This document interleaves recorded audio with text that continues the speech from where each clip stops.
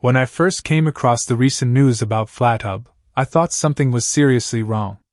There were reports about controversial submission policies, arguments between reviewers and maintainers, volunteers stepping down, concerns about Flathub's reliance on GitHub, and debates over security and package verification. As someone who's trusted Flathub for years, it made me wonder. Is Flathub heading in the wrong direction? And if so, should I stop relying on Flatpak? The reason I reacted that way is because Flatpak has become a huge part of how I use Linux. My setup has always been a mix of my distribution's official repositories and Flatpak. I rarely use snaps, don't rely much on app images, and I don't use the AUR. Flatpak has always felt like the right balance. One of the biggest reasons is security. Every Flatpak app runs inside its own sandbox, and with Flatseal I can control exactly what each application can access. I can remove unnecessary permissions and fine-tune apps to my needs. It almost feels like having a firewall for Flatpak applications. Apps like Sober, ProtonVPN, and Alpaca all come from Flathub, so naturally I care about the platform. For a moment, I even considered moving away from Flatpak. But instead of deciding based on headlines, I spent some time understanding what was actually happening. And that completely changed my perspective. The more I read, the more I realized these weren't signs of a project falling apart. They were signs of a project dealing with the challenges of becoming one of the largest application stores in the Linux world. Take the AI policy, for example. At first I thought, why is Flathub trying to ban AI-generated code? But the discussion wasn't really about AI.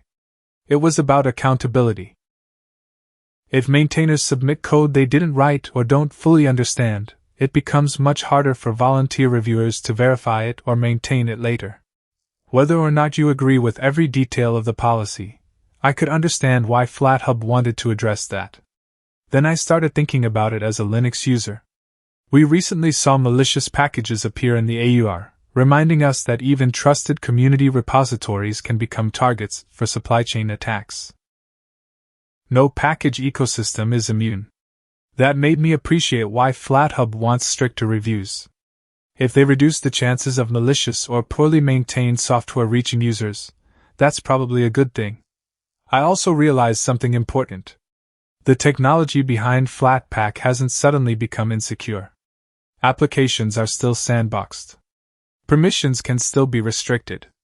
And tools like Flatseal still give users a huge amount of control. Is Flatpak perfect? No. But it's still one of the safest ways I know to install third-party desktop applications on Linux. So my opinion changed.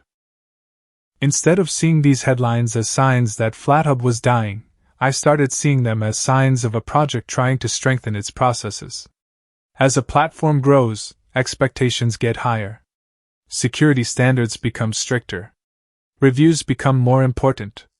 And disagreements become more visible. Today, I still use Flatpak. I still trust its security model. And I still think combining official distribution packages with Flatpak is one of the best ways to use a Linux desktop. Does Flathub have challenges ahead? Absolutely.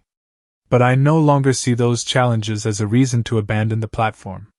Instead, I see them as part of making Flathub a more secure, accountable, and reliable software repository.